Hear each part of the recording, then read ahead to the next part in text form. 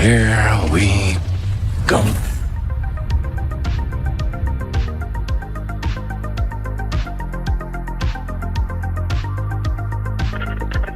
You are now listening to Two Nerds and a Universe. Welcome back to the pod. I'm Alex. I'm Brandon. And this is Two Nerds Universe, where we do in-depth discussion of all things nerdy and give you opinions nobody asked for. We just got back from a Disney World excursion. Saw a whole bunch of amazing, great things that we'd love to talk to you about. But before we get into that, here's a message from our sponsor. This episode is brought to you by Leal Insurance Services. Guessing your auto, home, and business coverage is not a strategy. Get reliable coverage, clear guidance, and real support at lealinsurance.com. And now, back to nerdiness. Wow, you're saying Brandon's counting us down now. Usually it's our producers that do that, but today Brandon took it upon himself to count us down from 5 to 0. I know in your mind you sounded like Freddie from iCarly, but you didn't. It actually sounded so much worse. It sounded like Gibby was doing it. What? We just got back from Disney World. It was a fun trip, 7 days, bro. We did it with all the whole family, all the siblings, except one. He was working. But all of us, all the kids, all the grandkids. I think there was we went 22 deep at Disney. That's pretty. So we had an Airbnb. I think it was 7 bedrooms. We had a theater room. One of the Oddly, that we didn't use once. What do you mean? We didn't use the theater room once. Dude, no, actually, I did. Me By yourself? and your brother Jojo Oh. actually ended up watching or catching the most Boys. recent episode of The Boys. Okay. Suffice it to say, we are not excited for episode 8. I don't know what it is with a lot of these shows. Not like being Game able of to land the Thrones. They, oh my goodness, they just cannot land the plane. It's a little different with The Boys because the content's already out there. The comic books are already out there. They already So, they diverged from it. but that's my point. Is so then you can't complain. Like Game of Thrones is a little different because the content wasn't out. He didn't write the stories yet, so they kind of had to just wing it. They were forced right? to double. Yeah, Stranger Things. The thing with Stranger Things is the producers like to tell you, the directors and the producers like to tell you that they already had that whole story planned out prior to season 1. Clearly, they didn't. You didn't. And the same thing with Boys. You can't get mad at anybody other than yourselves because the content has been out there. The content is good. The comics are good, and you chose to go a completely different direction. So now you don't know how to land the plane, but that's only your fault because you chose to deviate off of the original content of what everybody loved The Boys in the first place. I don't understand. There's not. They mentioned that there's not going to be this big old fight at the end. I don't know what superhero movie, show, or what doesn't end with a gigantic, money hemorrhaging fight. Yeah, because we want to see diplomacy. Yeah, I guess so. We want Billy Butcher's going to be like, hey, Homelander, it's all good, bro. Let's hug. I forgive you. Yeah. Why don't we all be friends? Why don't we all be friends? A glass of milk? That was you didn't know that. That was a movie reference. Oh, what? That was a movie reference. Dude, I'm not going to tell you. These are when I'm quizzing you on the episode. For those of you who do know that, which Raul would and JoJo would probably know, go ahead and leave a comment so Brandon can feel dumb. I wasn't expecting a pop quiz right now. That's good. Hey, you must always be ready for it. All right. That was another movie. Back to Disney. That was another movie quote, but must always be ready for it. We're going to sit here for 5 minutes. Are we going to cut this out? Come on, because dude, I got to sit here and think. Thor Ragnarok. So anyways. No, it's not Thor Ragnarok. Yeah. It is not Thor Ragnarok. Yes, it is. Thor 1. Don't you look dumb now? No, it is not. How the turntables. It's when he is talking to his sons. A good king, But look at the way I said it because his sister Helen says it. When they say, "Oh, a good king must not seek war, but must always be ready for it." When she's talking to Thor. Oh yeah. Well, no. See, now you real know. Fan would sit here and think Thor 1. No, I don't think that. It's the way that I said it. Anyways, Brandon did use the theater room in Disney. We had a pool at the Airbnb. That was most of our time was spent swimming in the hot tub. All of us, all 5 men, just. I slept in a room that was I slept in a room that was fully Avengers themed. Yeah, I think it was really cool. They had whole little. They had all the important people like this. They had the important people on the wall. They had Captain America, Thor, Hulk, and Iron Man. That was it. There's nobody else. I'm pretty sure there's 2 we're missing. Nah, they were in the princess room over there. Because there was a princess room that was Anna and Elsa, and that's where you could find Hawkeye and Black Widow. because the Avengers so was complete. disrespectful Oh, to they had them. Spider-Man bed sheets. They did have. They had Spider-Man Miles pictures. Morales and Peter Parker. Mhm. Everybody was represented. Let me see. We went. Our first day we got there, we went to SeaWorld. Mhm. Saw penguins. Their SeaWorld is so much better than the one we have here. The Mako. Mako was my favorite ride. There's for a sure. Mako roller coaster ride over there. It was a lot of fun. That's Um, scary. You know, I think it's kind of funny because we did Mako pretty early on. So after that, there wasn't very many rides that I took part in Yeah. that really hit the same Yeah. as that. So I'm not sure if you should be strategic with your what rides you take first. Maybe start off small and then build your way up to the big ones. Yeah. Because if you do the big ones first, you're gonna fall into the same trap that I did. I don't remember the name. Might have been Manta. I don't know. But there was a ride where it's kind of like the Goliath, or I think they call it the Chupacabra now here in San Antonio. But it's always going to be the Goliath to me. When you sit up, but it actually ends up making you inverted. So you're actually like parallel to the floor on the ride that we Yeah, got. I remember that one. Yeah. So that one was pretty fun. That was cool. Spent time with the kids and everything. That was a good day. It was a long day, but it was a good day. And our longest day was Magic Kingdom when we went to go see the castle. Went to get on Tron. That was a lot of fun. It was raining on me. I did not have an umbrella and I did not have a poncho. Usually I'm very prepared and I have a Alright. poncho. I just didn't. Yeah. didn't think Well, to the bring kids it. had ponchos, and that's all that matters. So the kids were good. We saw the castle. We saw the Disney parade. The fireworks Then show. we saw the fireworks show. Then we saw the Greatest- projections on. Greatest fireworks show of all time, honestly. Like Yeah. it's worth the price of admission for that one. When did you get emotional watching it? When I saw Pirates of the Caribbean, that's when they were showing that on top of that, I was Oh like, my whoa! Now the music was playing. It was, dude, Mid. it's so good. Mid. Wouldn't you agree, Alex, that Pirates of the Caribbean is goated? No, it's made. You're such a Anyways. hater. Anyways, I got emotional when I heard Hercules. Oh yeah. that's a Once good I one. heard Hercules, because then you're there, you're watching with the wife, the kids. Your kids, dude, like, Dad, look, and I'm sitting there feeling like Leonardo DiCaprio in the Once Upon a Time in Hollywood, and he's like, holding back tears. yeah, that's me. The kids are, but it's just me as a father. It might have been different for you, but me as a father, being able to take my kids to see the castle, right, and to see my wife and everybody looking at it, I'm just sitting there like feeling like I did a good job taking my kids to be able to watch that. And of course, when Hercules got on, that made me a little emotional because I love Hercules and I grew up watching Hercules all the time. So Taking pictures with all the princesses Yeah. is certainly a and highlight of then my me time. and Brandon did something fun. Yeah, Brandon was rushing to take a picture with all the princesses and the Pushing kid- goated princess. Pushing kids down. Who's the goated princess? Tiana? Tiana. Tiana, Facts. man. Tiana. So yeah, my wife got a little mad because I asked my wife if you could please step out of the picture so me and Tiana could take a picture. And then my son, his whole life changed because he went to go take a picture with the princess from Sophia. Oh. And I don't know what it was, but this is after he already was been exposed to Gabriella on High School Musical. Because now there's this Hispanic princess over there, and she's talking to all the kids, right? My son included. My son has no idea what she said. He's nothing is registering. He's like Patrick looking at Mandy. Princess the Mandy? princess from Yeah, SpongeBob. the from Square Neptune's Princess. daughter, and you're hot. You're. That's him. And me and Brandon were laughing because if you would have seen his face, big smile, Whole conversation's going on. and he hears nothing. And we had asked him after, what did she say? And he's like, I don't know. I don't know. He was like, I was so nervous. I felt like I was going to fart. I was like, dude, I get it. So, no, it was a really good time. Brandon took a picture with pretty much every princess. I took a picture with all of them with the family, and then me and Tiana took our picture by ourselves. It's gonna be in a frame. Yeah, it's already framed up in the house. And then we watched the castle, of course, and then that one was a 14-hour day. It was just the kids at the end could barely walk. It was brutal. It was brutal. And then we went to Epic. That's where we saw Super Mario World, Harry Potter World. We had some butterbeer. Butterbeer. We had frozen butterbeer. I had yeah. Yeah, and then we went to the Dark Universe with Frankenstein. That was great. We actually got on a ride there too with Frankenstein. Who was people in it? Frankenstein, Dracula.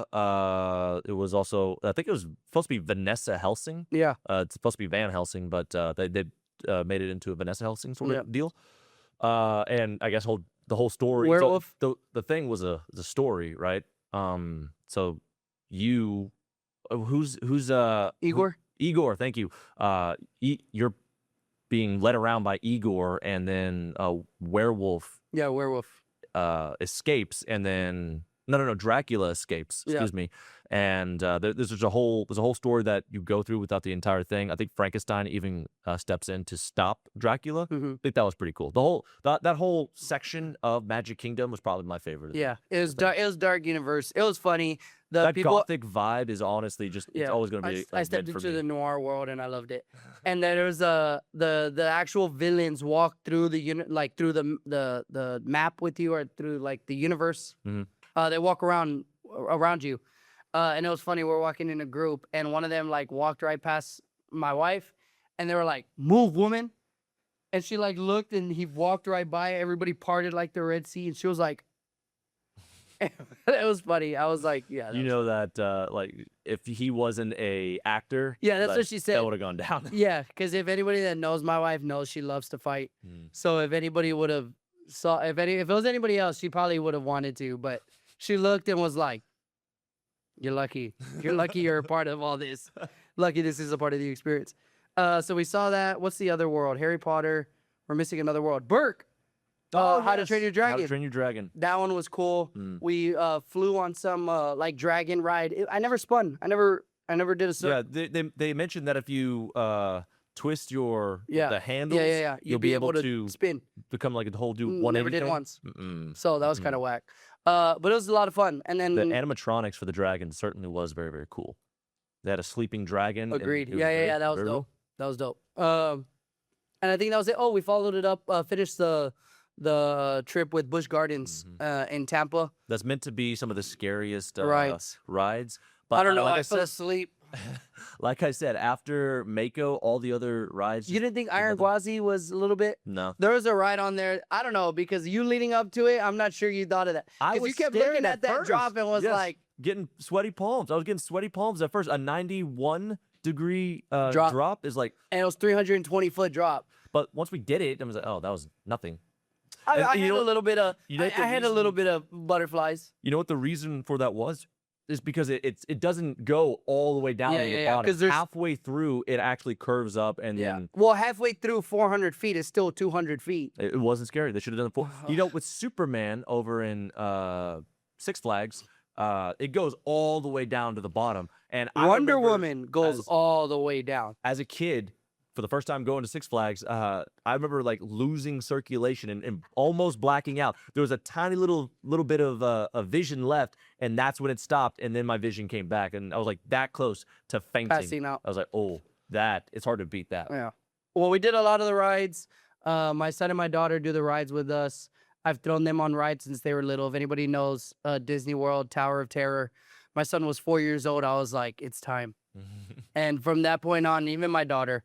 So if anybody knows Six Flags, Cliffhanger, my kids, they don't have a choice. If I take them to any theme park, any ride they're tall enough to get on, they get on. Can you think of any other way to teach your kid that God didn't give us a spirit of fear than an amusement park? No, because they do safety precautions. Of course, you'll hear about some roller coasters breaking down, but I mean, hey, most of the time they don't. There's safety measures in place. They run so many test runs prior to people getting on. They're gonna be completely safe. But I tell my son, hey, same thing, dude. When you get older, when you're in middle school, God forbid in high school, and you got some of your little honeys telling you like, hey, come get on this ride with me. Imagine being a 15-year-old boy and being like, I'm scared. I'm gonna stay right here because when she comes back, she's not coming back your girl. She's someone else's girl, dog. Let's just do the teacups instead. Yeah. I don't want to. Yeah. So, anyways, my son doesn't have a choice, nor does my daughter. I don't pick and choose because one's my son, one's my daughter. They'll be scared at first, but at the very end of it, I mean, every single time, like, were they not like smiling from ear to ear? And what did Avery tell us? She wanted to get on again. There you go. And it was a big ride, and there were other kids crying when their parents were telling them to get on. They're like, no, I don't want to go, Dad. No, I don't want to go. And what did the dad say? All right, sweetie, that's okay. It's like, that's not okay. That's not, because you're teaching your child to be afraid of something when I don't care if you're afraid. You're gonna get on. We spent $300 a ticket. I didn't spend $300 for you to just watch a roller coaster. Oh, 100%. If you're going to Disney World with your family, which No. is the only way to do it, in my opinion. Yeah, I was absolutely. thinking to myself while I was there, this would be absolutely terrible if I was alone. Even if I was there with like another college level friend, it still wouldn't like hit as good or as well, I've with, seen the kids. with seeing the kids do it, Yeah. So yeah, if you're paying that much money to go there, get on a ride. Yeah. No, your kids don't have a choice. Throw them on a ride. Stop doing the whole, oh, well, he doesn't. Because if you let your kid, if it was up to your kid, they stay up till 1 a.m. on a school night because that's just what they want to do. And it's like, no, we're not going to do that. So the same thing. Throw your kids on a ride. It's okay if they're crying for the first 2 or 3 times because after a year of that, no issue. Now every They'll time be we go to begging you to get on there. Yeah. Now every time we go to Six Flags, my son and my daughter, 7 and 8, get on every ride. And they see other kids and they're like, why are they crying? Yeah, Aaron was sitting here saying to me every single time, I mean, I smell fear. It started when we were over at the Frankenstein's castle and all that, and then it just went into even we were at the Mario World. Yeah. I thought it was hilarious. I Yeah. mean, like, what? Don't teach talking your, about? don't teach your kids to be afraid. Teach your kids to overcome their fears. Throw them on the roller coaster.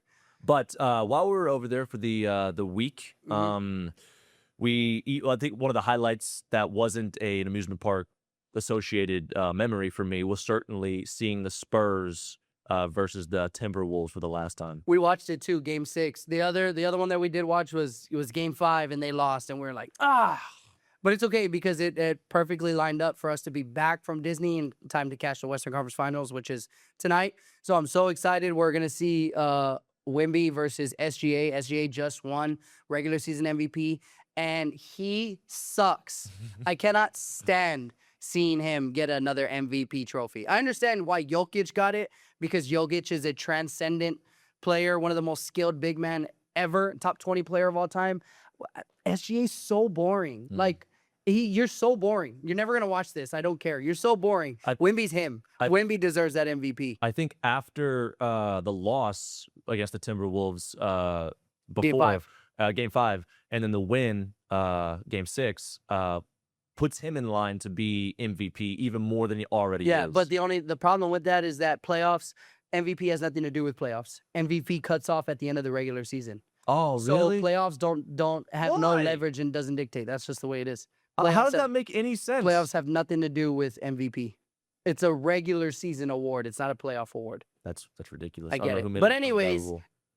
Uh You already know that they're going to be attacking Wemby. just to get him in foul trouble, just to get him out. It's not gonna work. You saw it, Game 5. Yeah. I mean, I think that was hilarious. I left for like a few seconds, came back, and Wemby's gone, and I'm just hearing. Oh yeah, because he barely grazed him. It was an accident. It was not an accident. It was an accident. You're such a liar, no, bro. it was an accident. He like literally aimed at him. No, he's trying to fight through the contact. Widened his eyes. No, he barely grazed his chin, and that's a hard playoff common foul. 100% not. He didn't even know because he even asked Harrison Barnes, "What does that mean?" And he's like, "You're ejected." He's like, "I'm ejected."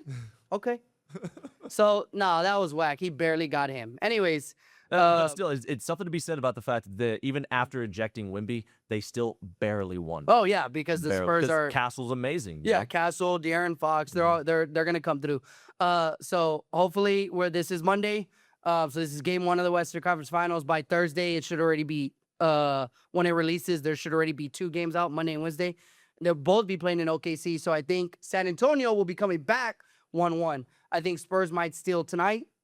Or tomorrow, but I think they're gonna steal tonight, and that's sort of the rust factor of Thunder not having played a game for like, I want to say already like 7 days, and Spurs just came off of a game 2 days ago, so I think they're gonna be ready. They got the momentum. OKC's already hasn't played a game in like 7 days, so they're gonna still have some rust. So I think it'll be tied 1-1 coming back to San Antonio. But I'm so ready. Throw SGA out of there because I can't really stand him, and I think he's one of the weakest MVPs that we've had in the last 20 years. Damn. And I would take any of the MVPs in their last 20 years over SGA this year. So no, that's how you know I can't stand him. On top of that, I'm really ready to watch Wemby versus Chet because Chet Holmgren is another player that a bunch of people said and analysts said, oh, he is the other version of Wemby. I love watching Wemby play him because Wemby's like in Wemby's mind, he's like, this is who y'all say is like me. All right. It's kind of like Troy with that scene where he Menelaus beats yeah. Paris. Is this what you left me for? That's what it is. And it's kind of like Black Panther when he's like, this is your king. Yes. Yeah, that's what it is. And I can't wait because every time Wemby goes up against Chet, Wemby plays with like vengeance in his heart. Because even growing up under 18, when the USA would play France, when they were 18 and under, Wemby would lose to Chet. Wemby would lose to them because USA is much better basketball team. So Wemby would be sitting there receiving second place, and he'd look, and Chet's receiving the first place trophy, and Wemby's there like, I swear to God, I'm coming. And then now when they play, go watch, because Chet folds every time he plays Wemby. So that's what I'm ready to see tonight. I swear it's gonna be like a movie. So and another thing, military, y'all are so. Have y'all seen any videos of military? It's ridiculous, honestly. Like, dude, I get it. Let's celebrate. Let's have a good time. So wild. Yeah. But our military are so stupid. I get it. Have a good time. But at the same time, don't take it too far, because then when they shut down the streets entirely and none of y'all can go link up, then everyone's going to be all like, oh, the cops are this or that. And I'm not going to sit here and say that obviously there's some instances in where cops can be a little too much. But in this case, they got to protect everybody. Property, people. Yeah. So stop being stupid. The Enjoy dignity of the city. Enjoy the win. Hey, take a truck, chill in the back of the truck while you drive. That's all fun. Honk your horns.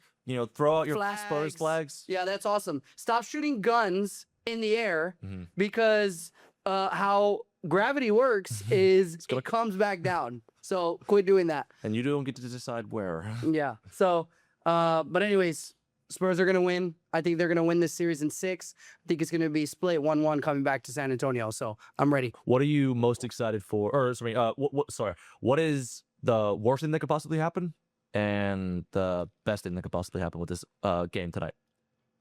Ooh, worst thing that could happen, barring injuries, because I don't want to think about an injury. Yeah, everybody's gonna say Wemby gets No, yeah, we're not gonna say that. Don't even say it. Don't say it. Don't say it. The worst thing that I think could happen is just being outmatched, because I can understand if the refs are playing a part, because I always say refs play a part with OKC, because we talked about it in round 1 of the playoffs. I literally sat here on the couch with Eric and Aaron, and I said, these refs in OKC are ridiculous. Fast forward, what does everybody say for the next 2 weeks? Oh my goodness, these refs. It's like you knew it was coming. I told y'all. It was coming. So anyways, I'm not going to say the worst thing is the refs, because that can be fixed with them getting so much criticism that they're just going to be like, hey, you know what? We're not going to blow our whistle. This is playoffs. Fight through contact. I think the worst thing would be just us being completely outmatched. Like, it's like, hey, they're a completely different team than us. I'm talking them going out there, everyone getting buckets. They go shoot 40% from the 3-point line, hit more than 22, 23 3-pointers. Then it's kind of like, I don't like that, because that shows that they're on fire. They haven't played for a week, but they already knocked the rust off in the first 2 minutes. I wouldn't like to see that. That'd be worst case scenario. Quarter, them being able to show. Oh yeah, take the confidence away from. Yeah, no. If this first quarter OKC drops 35, I wouldn't like it, because there was no rust. They're ready to go. Best thing that could possibly happen. They're getting BTA. That's the best thing. I want to see Wemby have 12 points, 4 rebounds, and 2 blocks in the first quarter. I think it's easy for him. That could be. It sounds like it, right? But then this is playoffs, right? The other team's gonna play hard too. There's not going to be any easy looks. If you breathe on SGA, it's a foul. So best case scenario, I think Spurs come ready. As OKC's a little rusty, not having played a game in a while. And Spurs just put some BTA. Yeah, man. I'd say the worst thing that can possibly happen with this game is Wemby lets the contact get to him, just like, I know we were just joking about it before, but just like he did game 5, where he barely tapped him, 100% elbowed him in the face on purpose, aimed at everything. I get it. I'm not saying I blame him for that, but if that repeats itself and he gets ejected first quarter, that's gonna hurt the team. shot. I'm not saying get get your butt kicked the entire game, hopefully the refs do their job, and at least the crowd pressure will be enough to for the right thing to have a fair whistle. Exactly, to have a fair whistle. But that would probably be the worst thing that could possibly happen, is just too much contact with him. He lets it get to him, ejected. Darn. Don't be wrong, it doesn't mean that they lose. I mean, they have a solid lineup, but that'll probably be the worst thing that can happen. And obviously the best would be some early wins that shakes the confidence of them. Yeah. So let me see. So anyways, go Spurs go. Hopefully they catch a dub. And that's where we're at right now. Other things that are happening in the nerd universe these days is Star Wars. Mandalorian and Grogu is going to be coming out here pretty soon. And Kathleen Kennedy was the president of Star Wars. A lot of the projects that we all hate about Star Wars. That's her. That's her. She had her hand in it very heavily, which really sucks considering that she knew George Lucas. George Lucas, I think one of the stipulations of selling Star Wars to Disney for $4 billion is that she remain in charge. Was that she remains in charge. So for it to go that south, that hurts, Yeah. But she was president up until like January of this year, and then she stepped down, I believe, just so she can focus primarily on Grogu and Mandalorian. That means it's Mandalorian and Grogu. Yeah. Oh, so she is a producer for Mando. She's a lead producer in this movie. Okay, so all that tells me is it's gonna be shit. I mean, like historically, you wouldn't be crazy for coming to that conclusion. It's hard to mess up Mandalorian and Grogu, though. I mean, they are. I won't say that they are the face of Star Wars. By no means are they that. But you'd be crazy to sit here and say that they're not a major player in the Star Wars franchise right now, especially when it comes to women and kids. Well, what's going on? What's going on? Well, what's going on in the Star Wars world that's really carrying it? I know Darth Maul just came out, and people are at a high right now with Star Wars off of that. Now, imagine going from that to Mandalorian and Grogu. What do you mean? That's not a drop right there. I'm saying in the sense of... I've always said that there's more to Star Wars than just lightsabers. We discussed that in the past, and you said that without lightsabers, you'll be hard-pressed to find I feel like predominantly in order to put on a good Star Wars film, based off of what they've given us and what's already established, lightsabers are really important. I can appreciate that. I certainly, as a fan of Star Wars, I want to see Star Wars with lightsabers. I want to see... Because you can't get that from anywhere else. I can get guns in any universe. I can get swords in any universe. I can get aircraft battle scenes. Watch Star Trek, I can get all that everywhere. I can't get lightsabers everywhere. So that's what I see in the Star Wars universe. I can appreciate that. I, as a fan, want to see some, I want to dive more into the Sith, into the Jedi. All credit goes to George Lucas. He created the universe. We wouldn't have the universe without him. With the Skywalker saga, I don't even think we've even, dove too much into the religion of the Sith and the religion of the Jedi. I don't think we've focused too much on the primary differences between the two. We focused a little too much, not too much, but enough on the politics and how it's affected, the galaxy and whatnot. Nothing wrong with that. Love wars, love politics, the politics of Star Wars. It's entertaining, at least to me. But I would love to dive more into the Sith and the Jedi and their conflict with one another. We were told that there was a war between the Sith and the Jedi a long time ago. It's never been seen. We've only ever seen two Sith, one master and apprentice, the no more, no less. You know how it goes. That's it. But I would love to see armies of Sith and armies of Jedi. OSHA. Don't get me wrong. I want to see that. However, I do believe that George Lucas has given us a good foundation for an entire universe that is that can stand on its own. Where we can see blaster fire, we can see crime lords, we can see anything other than Jedi, and it will stand on its own. In Mandalorian and Grogu, they've tried to go in that general direction, and I think that with the book of Boba Fett, they tried going a little. I think that's I don't remember a Jedi or a Sith being present at all in that show. I liked it. It was a little. It kind of trips you up a little bit because you're like, this isn't the direction I thought. This became a Mandalorian season 3, not Book of Boba Fett. Yeah, we didn't wait all this time for Boba Fett to come out, and climb out of the pit, which we all knew he did. In the comics, so we saw him come out of there. But we never got to see a good payoff with that. It just, like I said, it just became a Mandalorian show. So And because of that, I feel like that's shaking the confidence of a lot of fans in regards to like whether or not Star Wars can even survive without lightsabers being involved. I think Mandalorian and Grogu is a good chance for that to be. Well, because one, it's already established from the TV shows, and it is a big merchandise grab for children. Because all the children want, they don't even refer to him as Grogu. Baby Yoda. They refer to him as Baby Yoda. And every one of them want stuffed animals. My daughter has 2 stuffed animals of Baby Yoda, and she has the sleeping mask of Baby Yoda. Obviously, it's Grogu. So the reviews that have come out of Mandalorian and Grogu so far have all said it is 2 episodes from the Mandalorian thrown into a movie. It doesn't feel like a feature-length film. It just seems like they just got 2 episodes together, and that's what they're giving you. So I feel like they're doing this one because it's summer. Kids are going to be off of school, right? It's a perfect summer blockbuster, right? Action-packed, like a great big adventure. That's kind of something that tends to come out in the summer. But do you think it'll even transcend that and be one of the best films of the year, or do you see it as just a summer blockbuster that's for now and there's really nothing big going to come of this? No, to be honest, I want to be excited for this movie. I'm going to see this movie regardless because it's Star Wars and I love Star Wars. But the very fact that Kathleen Kennedy has her mitts all over it makes me dislike it initially, just because she's hasn't really produced anything good in the past.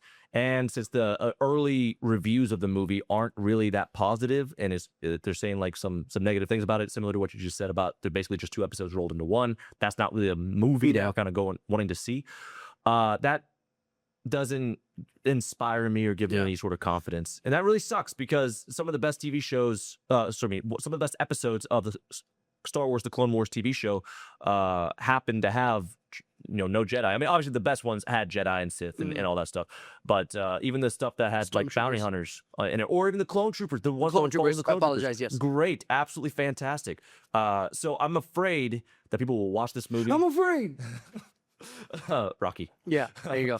I'm afraid that people will watch this movie and it'll be a failure and people will just solidify it. Whoever, if for goodness sake, just leave Kathleen Kennedy. Give it all to Dave Filoni, right? I'm afraid that somebody like Dave Filoni will see the failures of all this Mandalorian stuff in the past and be like, maybe people just want to see lightsabers. That sucks. I get it. Do you think if somebody showed Darth Maul to Kathleen Kennedy, she would have been like, this is terrible. This is not even Star Wars. I'm going to go ahead and fix this. And then gives you something like Acolyte. You know what I'm saying? Like, it seems like sequels. Yeah. It seems like she has no idea what the fans want or what direction to go. Is that any good? Because she's only been putting out shit projects that even show her a good project. Before it came out, she probably would have been like, something's missing. She reminds me of the type of person that it needs to be her idea. Yeah, or else it's not a good idea. If I came up to her and gave her gold, if any fan out there who knows Star Wars and loves Star Wars came up with the full idea, all the work's already done. This is gold. Put it out there because you have the power to do so. She would probably deny it because it didn't come from her. You know, or she'd like, okay, this gold is guaranteed to make money. Then I'm gonna put the red marker all over this. Yeah, and then let's see how it goes. Yeah, now it's a failure. Like, look what you did. Yeah. Well, I'm not very excited to. Am I going to watch it? Yes. I'm not very excited to watch it anyway. So we'll see how it goes. I'm not very excited. So we'll see how it goes. While we were gone, Punisher: One Last Kill did just come out, and some people have said that they disliked it. Yeah. I don't mind it. I think when people thought is they believed that this was going to be like an incredibly necessary, like it changes everything for the Punisher or something like that. I don't no, it doesn't, right? I'm okay with it though, because what it does is it just at the end of season 2 of the Punisher, you get to see that awesome scene of Frank Castle, shooting down some criminals, and it's implied that is his future now. He's solidified inside the Marvel Cinematic Universe. That's what he's doing these days. Yeah, ground level. He's ground level. He's taking out criminals in the background, and which is great, right? And you get to see a little bit of him in Daredevil and the most recent season that just came out, and so we know that he's solidified in that with Punisher One Last Kill, what it does is it gives us a new criminal for him to take down. Yeah. So instead of just the Random criminals. random criminal, the drug dealer on the corner that he's taken down, now he's taken down somebody that's of import. It's Ma. And I'm excited for Ma. She seems like an interesting villain. And I think that I'm excited to see her in season 3 of The Punisher, which is great.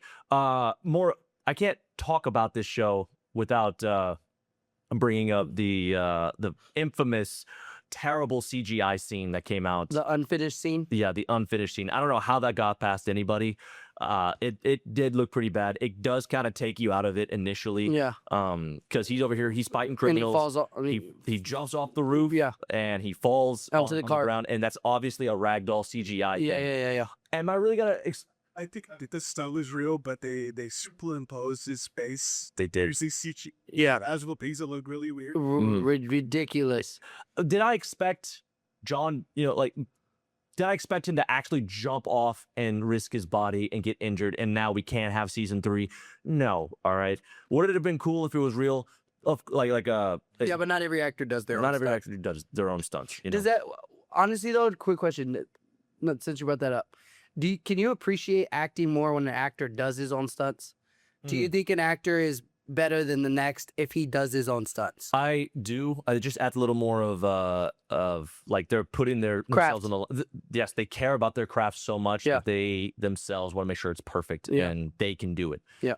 And no shade to Jon Bernthal. Jon Bernthal. No shade at all, because while that jump may or may not have been him, obviously it wasn't. It was CGI. Everything else was. You see him shooting weapons like a Navy SEAL. Like he is perfect with it. When he changes his how the gun is situated on his body, when he reloads, it's like I'm watching John Wick. How awesome John Wick is with his. Actually, when John Wick actually does it, when Keanu Reeves actually reloads his weapons, checks his weapons, and all that stuff. Jon Bernthal's doing a very, very similar thing, and I am for it. He's perfect with it.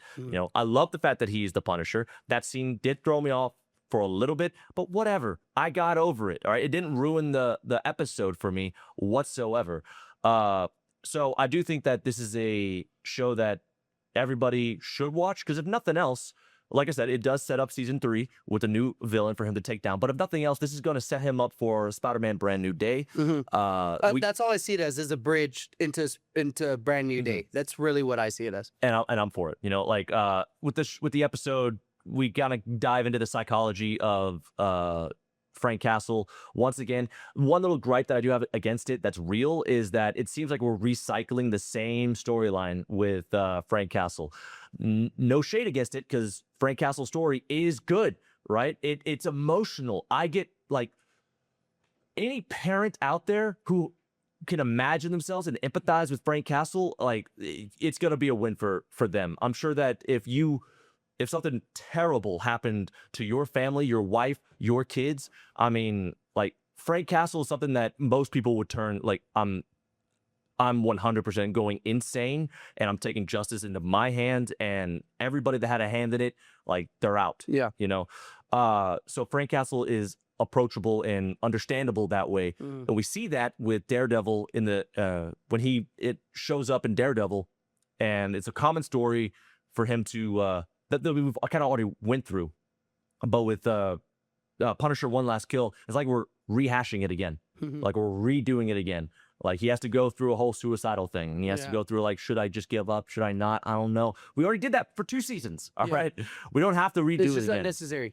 That is a gripe of mine. It's unnecessary. Whatever. He got over the hump, and now he's set up for Spider-Man Brand New Day. He has a new purpose. He has a new villain. I'm for it. Yeah, let's see the direction it goes. Another thing that we were talking about too is Green Lanterns. Are you excited for that? Lanterns. Are you first? First, are you excited? What was your thought process of it being a show and not a movie?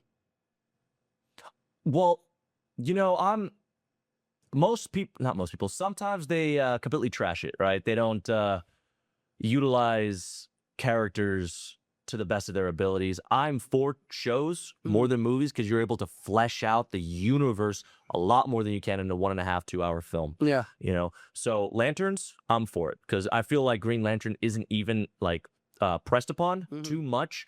Even though we have a lot of comics of him, even in the shows themselves, he's Green Lantern is kind of overshadowed by Batman and Superman and Wonder Woman. And I get it, right? If I had to choose the big three, it's going to be Batman, Superman, and Wonder then you would even argue that some of the best animated movies of like Justice League and all that, they'd even have Flashpoint Paradox over anything Green Lantern. So it's like, which I get. I truly do get. But hopefully with this show, we're able to dive a little more into the Green Lantern lore in a way that I feel more people are going to tune in and watch. Yeah. Especially if they're excited for well, they're not rushing it because a movie, and in a movie, not that you would have to rush it, but you only have 2.5 hours to establish it and make people care about the characters, right? And in Lanterns, you have time to establish it. You have time for people to care about Hal Jordan and Stewart. You know what I mean? And it just takes some time.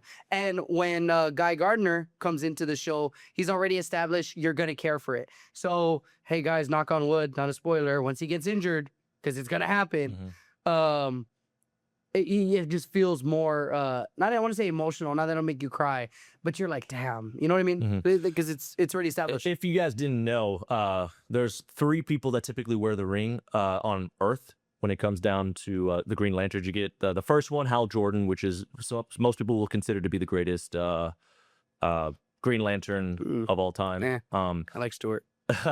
I myself am not really the hugest fan. Biggest Hal Jordan fan.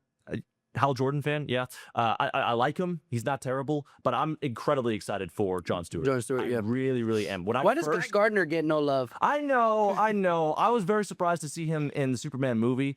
That was interesting. Yeah, but the comic relief was like necessary too. Like I thought it was great.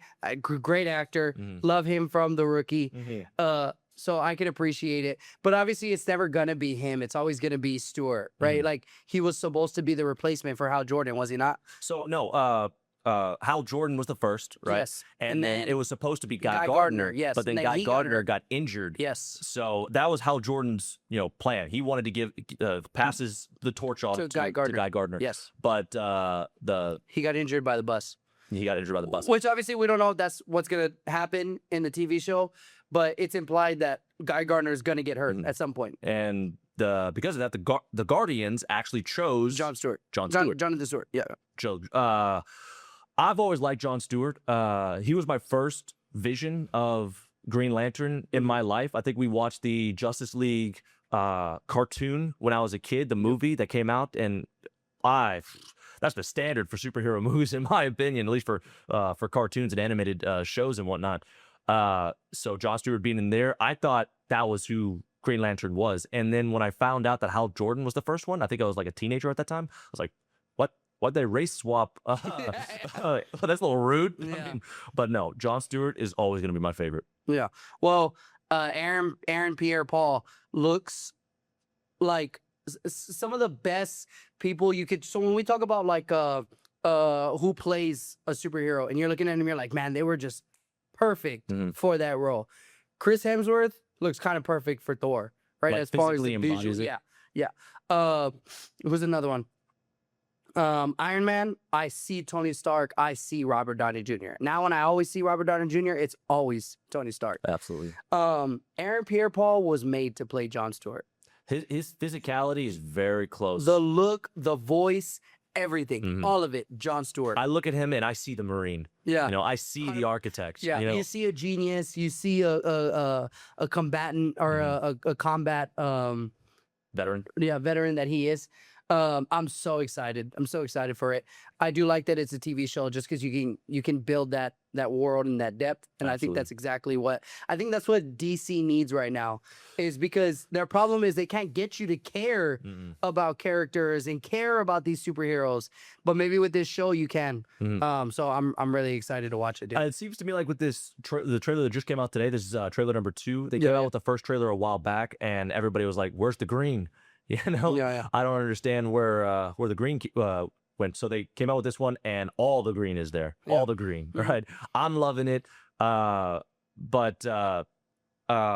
I'm most excited to be able to see all three of the Green Lanterns. Yeah. Like in the same show. They might do it seems to me like with the trailer number 2 that they're doing a time flip. Yeah. Pretty constantly. Like they're going back to Hal Jordan in his prime. They're going into Guy Gardner, the fact that he's already established inside the movie, and Jon Stewart coming out. Coming out because we see scenes of him actually in what seems to be Afghanistan, doing his stuff and being able to see being a sniper. Exactly. We're seeing Jon Stewart grow up, which I think is pretty interesting. Yeah. He's growing up, seeing Hal Jordan be a superhero and having that effect on him. Well, Jon Stewart, it's important because obviously the Guardians chose Jon Stewart when he was younger too. So it's important to see how the way he grew up, kind of the person he is, why he was chosen to by the Guardians. His mom being like wasn't she like an activist or a community activist or something like 1971 comics definitely showed her being like a big time activist for her community. And that's why he chose to be the superhero that way. He's perfect. No, a hero, not just a superhero, but a hero. Yeah, he's perfect. Aaron Pierre-Paul, you're perfect to play that role. Like you were born to play that role. So I'm excited. But what do you hope they'll hyper fixate on, I guess, in regards to him? Is there like I think his IQ. I think because everything he does, he is the what do they call him? They refer to him as the building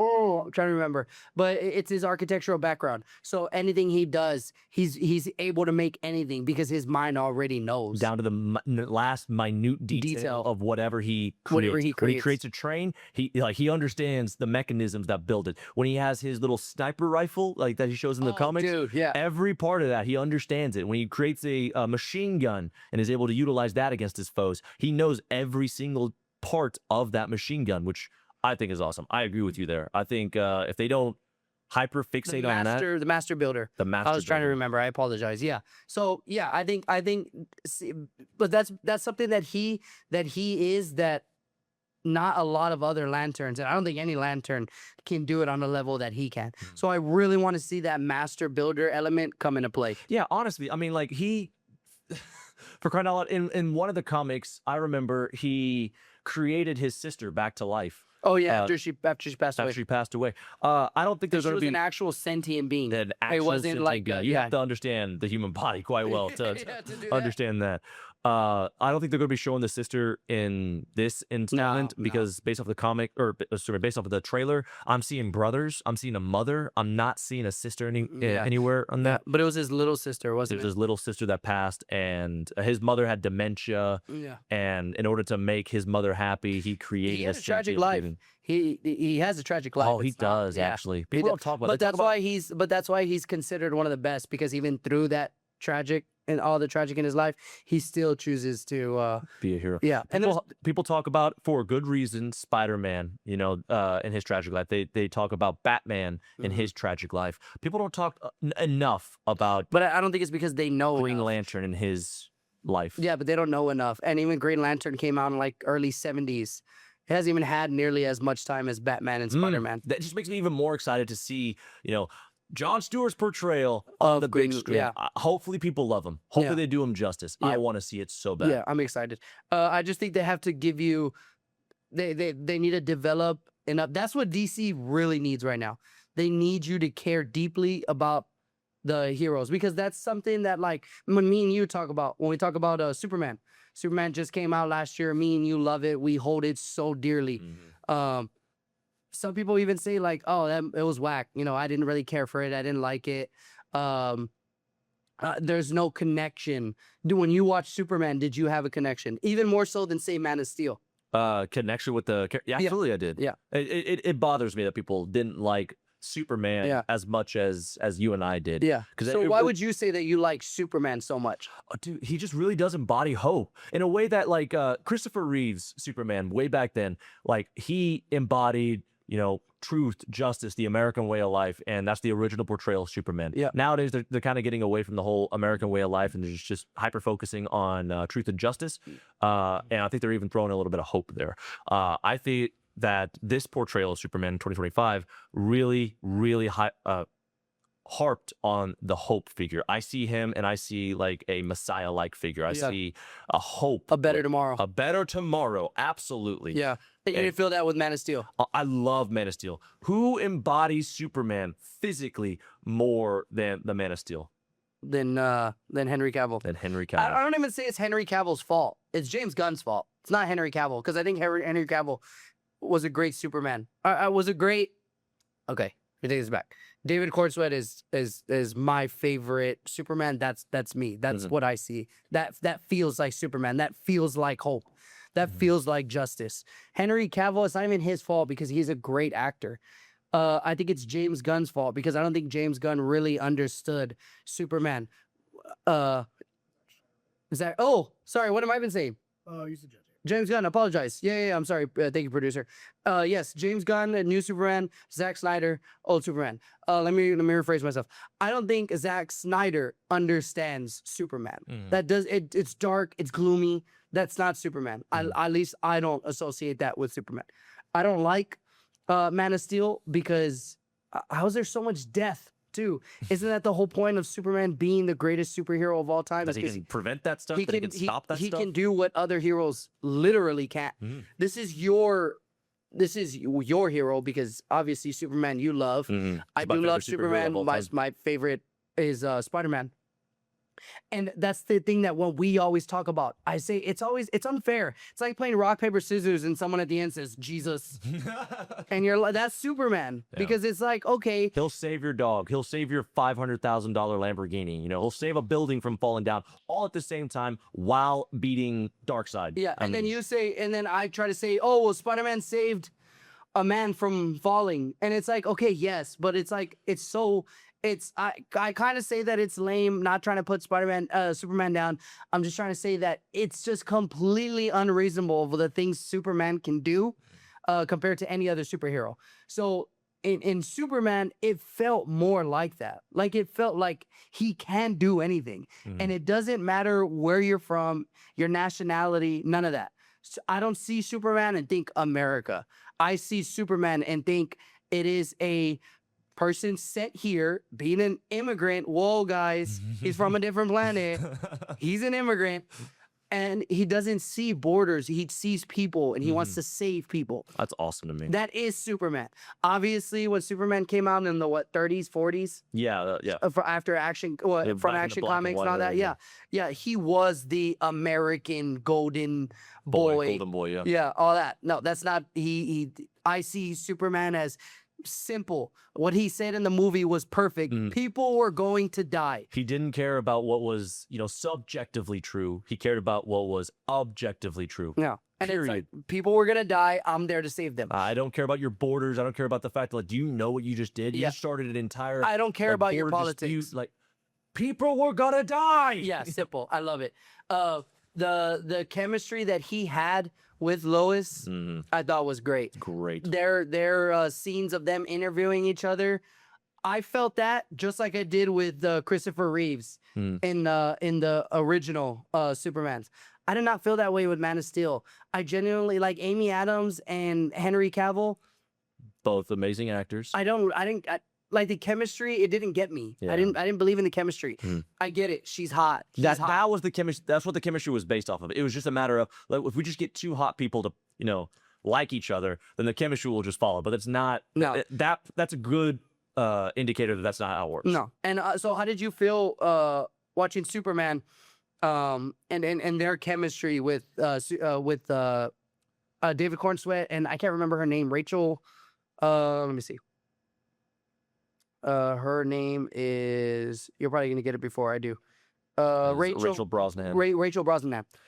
What did you feel about their chemistry on screen? I definitely thought it was great. It's not the best portrayal of which is Christopher Reeves, which you probably think. No, believe it or not, no. I do enjoy that, but actually, I'm gonna go a little deeper into the Superman lore and movies and TV shows and whatnot. I think the best portrayal of a Lois and Clark, I guess I already know what you're gonna say off of that. Is the TV show Lois and Clark.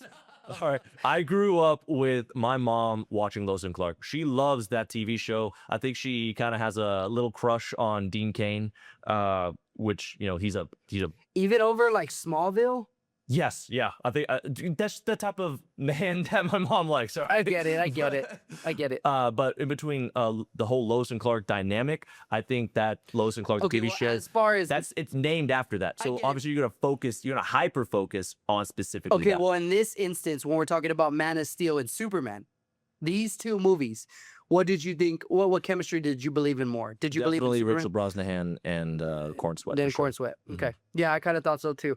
Some people even say that they hate like this childish, egotistical person that Lex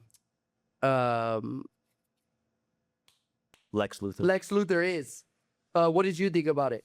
You know what? I think he played a good Lex Luthor, not a great Lex Luthor. I don't think we've had a great Lex Luthor in any movie or TV show. Movie. Even though in the Lois and Clark TV show, we kind of have like I believe that he's full of himself. I mean, for crying out loud, the dude reads Nietzsche and quotes Nietzsche like 24/7. Friedrich Nietzsche is just like the perfect philosopher to follow if you're a villain. I mean, Yeah. it annoys me that he does that, but it also is kind of cool that we show that intellectual side of him, at least in the Lois and Clark TV show.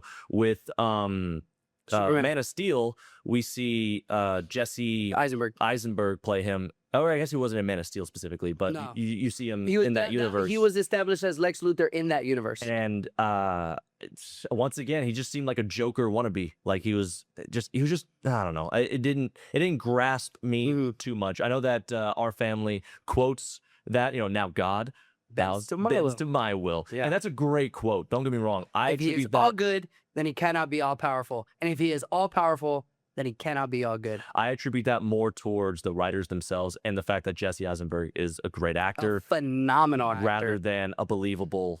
I don't attribute that to Lex Luthor in general. So you think Lex Luthor was a better portrayal in Superman? And Superman, I do think he was a better portrayal. He's probably the best portrayal we've gotten so far. I cannot stress enough, he is not a great Lex Luthor. I would love to see a great Lex Luthor, like for real. I mean, like, who is Lex Luthor in your mind? I mean, like, he's meant to be.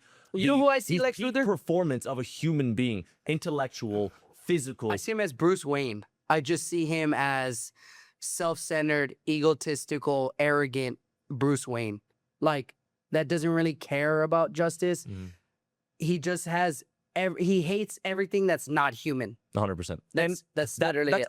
That to me provides a little bit of depth to him. He's definitely a villain. Wholeheartedly, he is not meant to be a savable character. No. He doesn't like people that are less than him. He embodies the rich for sure. Yeah, he thinks people are less than him. But a good little twist to him, in my opinion, is the fact that he focuses on like macro evolution. He believes that Superman and superheroes in general are holding humanity back from evolving to the next stage, because how can you evolve without stress, and how can you have stress if superheroes are saving you from every small thing that could possibly happen? So that's interesting for him. He embodies that peak level human performance, physically, mentally, all that. He just happens to be a terrible human being.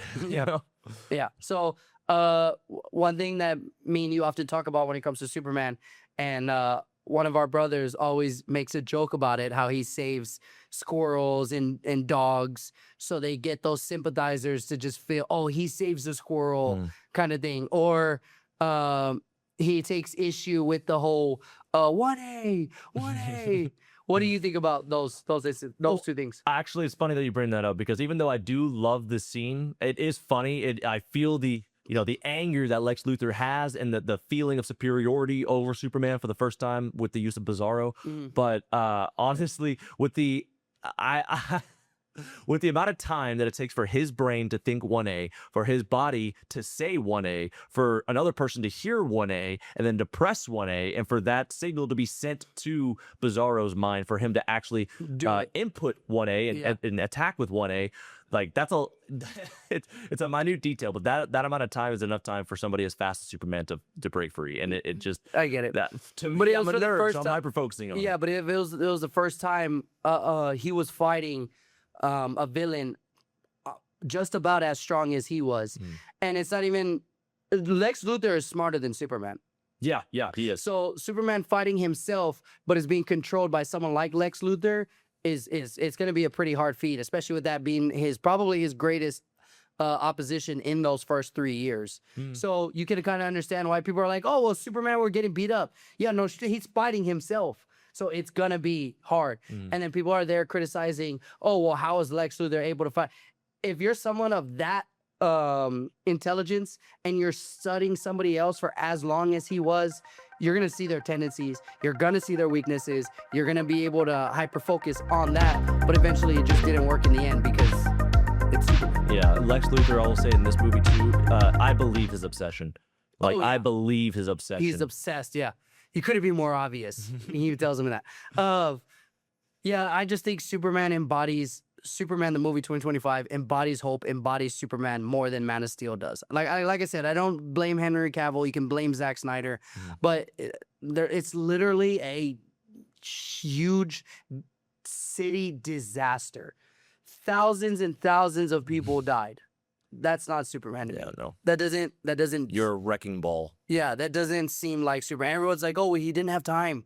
And it's kind of like, that's why that's the whole point of why you're Superman. Because you find a way, and what other heroes can't do, what's impossible for other heroes is possible for you. For sure. Because you're supposed to be All Might. You're supposed to be a hero among heroes. So, yeah, I'm not a big Man of Steel fan. I love Superman. And I think the direction that they're going with Green Lanterns and putting a show first could make you feel emotionally connected to the story, connected to Stewart. So when they come out with a movie in the future, Stewart's established and you already love it. So Absolutely. I'm genuinely excited for it. For sure.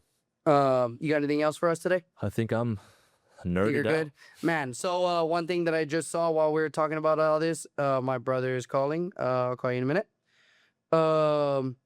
Darren Fox to miss Game 1 of the Western Conference Finals. The Spurs starting point guard, Why? who was the other All-Star. Ankle soreness, right ankle soreness. Throw some ice on there. I agree, but Dylan Harper, the number 2 pick in the draft last year, next man up. You're the 2nd pick in the draft. Time to step up. So, But what about third string? I mean, do you feel confident that what if Harper gets hurt and then we got to throw in third string? no, the third shit. Well, hey, chill out there. All right. I don't know another third string point guard on the team besides Jordan McLaughlin, and I'll be damned if he sees playing time in the conference finals. So that's gonna be a no. But Harper, you got this. You're the 2nd pick in the draft. By Thursday, I hope I'm right. Come in clutch. You've showed in the playoffs this year that you are very efficient and you will answer the call. So let's hope he does that. So Absolutely. we'll see where it goes. But appreciate everybody. We apologize for not being able to get an episode out last week, just because we were in Disney. It was a 7-day trip, so it was really long.